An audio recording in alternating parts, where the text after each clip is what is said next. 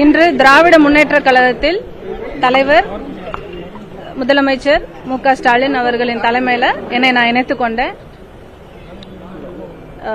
பெரியார் அவர்களோட சிந்தனை, அண்ணா அவர்களின் அறிவுறுத்தல், வழிகாட்டுதல், கலைஞர் அவர்களின் பாரம்பரியம், இது எல்லாம் கலந்த ஒரு இயக்கம் தான் திராவிட முன்னேற்றக் கழகம். இந்த இயக்கத்தில் திராவிட இயக்கத்துல என்னை இணைச்சுக்கிறது ரொம்ப பெருமையான ஒரு விஷயமா பாக்குறேன். மக்கள் பணி அப்படிங்கிறது ஒரு பெரிய பொறுப்பு. அரசியல்ல ஒவ்வொருத்தரும் பயணிக்கிறது, குறிப்பா பெண்கள் பயணிக்கிறது பாதுகாப்பும் பொறுப்பும் இருக்க வேண்டிய ஒரு விஷயம். சோ அத்தகைய பெண்களுக்கு பாதுகாப்பு திராவிட முன்னேற்ற கழகத்தை தவிர வேற எந்த கட்சியிலையும் கொடுக்க முடியாது. மக்களுக்கு எந்த விதத்திலையும் ஏமாற்றமும் கொடுக்க விட மாட்டோம். பெண்களுக்கு எந்த விதத்திலையும் அவமரியாதையும் செய்யறதுக்கு தமிழ்நாட்டு பெண்கள் இடம் கொடுக்க மாட்டாங்க. குறிப்பா பெண்களை அவமதிக்கிறத நான் முற்றிலும் எதிர்க்கிறேன். அத்தகைய வகையில தமிழக வெற்றி கழகத்திலிருந்து விலகி இன்னைக்கு நான் திமுக இணைச்சிருக்கேன். தாவேக்கால ஒரு மாற்றம் இருக்கும், தாவேக்கால ஒரு எழுச்சி இருக்கு, இளைஞர்களுக்கு நல்லது செய்ய முடியும், இளைஞர்கள் நிறைய இருப்பாங்க. சோ மாற்று சிந்தனை, மாற்று அரசியல் அப்படின்ற ஒரு எண்ணம் எனக்கு இருந்தது. அந்த எண்ணம் என்ன போல பல பேருக்கு இன்னும் இருக்கு. அது நடக்கும் அப்படின்னு நம்புறாங்க. அது உள்ள இருந்து பார்த்தனால அது நடக்கவே நடக்காதுன்றத ரொம்ப வெகு விரைவில் தெரிஞ்சுக்கிட்டேன். அது தெரிஞ்சதுக்கு அப்புறமா அதுல பயணிக்கிறதுல வர்த்து இல்லைன்னு நேர் எதிரின்றனால அவங்க சொல்றாங்க நேர் எதிரின்னு. மக்களின் நம்பிக்கை பெற்ற கட்சி திமுக தானே, அதனாலதானே இன்னைக்கு ஆட்சியில இருக்காங்க. யாரு வேணாலும் எனக்கு ஐஜியை தெரியும்ன்ற மாதிரி எனக்கு எதிரி திமுகன்னு சொல்லிடலாம். திமுக ஒத்துக்குச்சா எனக்கு எதிரி தாவேக்கான்னு? இல்ல. சோ அந்த வகையில என்னை பொறுத்த வரைக்கும் திமுக மக்கள் ஆதரவு பெற்ற கட்சி. இங்க இருக்க ஒவ்வொரு சட்டமன்ற உறுப்பினரும் பாராளுமன்ற உறுப்பினரும் மக்களின் ஓட்டை வாங்கி தான் நின்று பேசுறாங்க.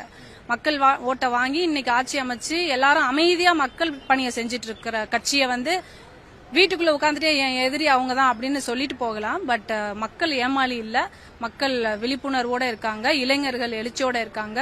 கண்டிப்பா உண்மை ஒரு நாள் தெரிய வரும். அன்னைக்கு தாவேக்காவோட உண்மை முகம் விஜய் அவர்களோட வேஷம் வெட்ட வெளிச்சமாகும். அவங்களுக்கு அழுத்தம் கொடுக்கவும் தெரியாது, எதுவுமே தெரியாதுங்க. அழுத்தம் கொடுங்கடான்னு கூட நானே தான் சொல்லணும். பார்ட்டில இருந்து தூக்குங்கன்னு கூட நானே சொல்லி விட்டா கூட தூக்க மாட்டாங்க. அவங்களுக்கு அது கூட தெரியல, சொல்லி கொடுக்கறதுக்கும் அங்க யாரும் இல்ல. அப்படிங்கும்போது நான் என்ன சொல்றது, நானே விலகிக்கிறேன்டான்னு விலகினாதான் உண்டு. அதனால விலகிட்டேன். அதாவது நம்பிக்கை அப்படிங்கிறது எல்லாருக்கும் இருக்கலாம், தன்னம்பிக்கை இருக்கலாம், ரொம்ப அதிகமான தன்னம்பிக்கை கூட இருக்கலாம். நான் ஒரு திரைப்பட நடிகை, கேரக்டர் ஆர்டிஸ்ட், நல்ல கேரக்டர்ஸ் வரும்போது நான் நடிக்கிறேன். நான் ரொம்ப நம்பிக்கையா நான் நயன்தாராக்கு போட்டி நான் சொல்ல முடியுமா? அது எனக்கே தெரியும் நம்ம எந்த நிலைமையில இருக்கோம், நம்ம யாரு, நமக்கான இடம் என்ன அப்படின்றது நமக்கு தெரியும்.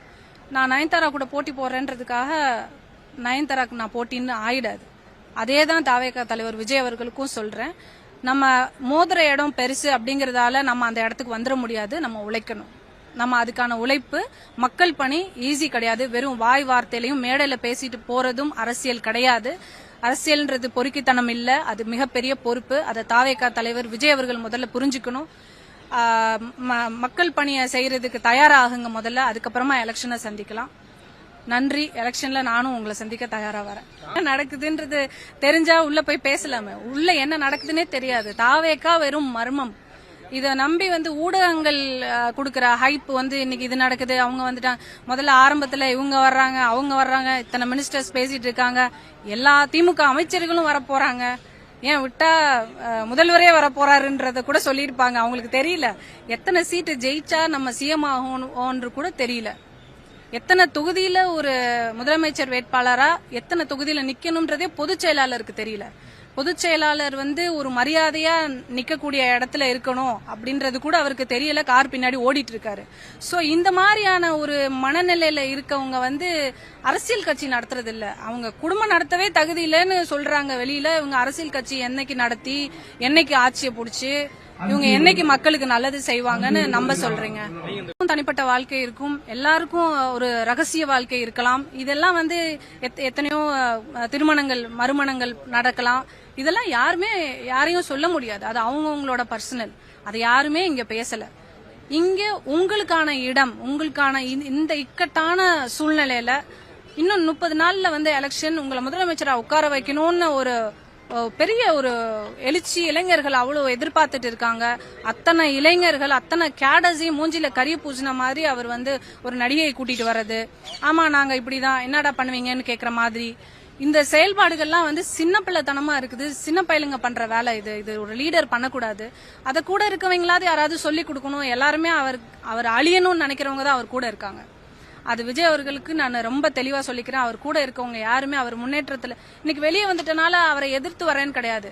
அவர் மேல உண்மையான ஒரு அன்பு இருக்கனால தான் நான் வெளியே வந்துட்டேன். கூட இருந்தா உண்மையா இருக்கணும். உண்மையா இல்லாதவங்களை கூட வச்சுட்டு நம்ம எல்லாம் வேடிக்கை பார்த்துட்டு அங்க இருக்கக்கூடாது.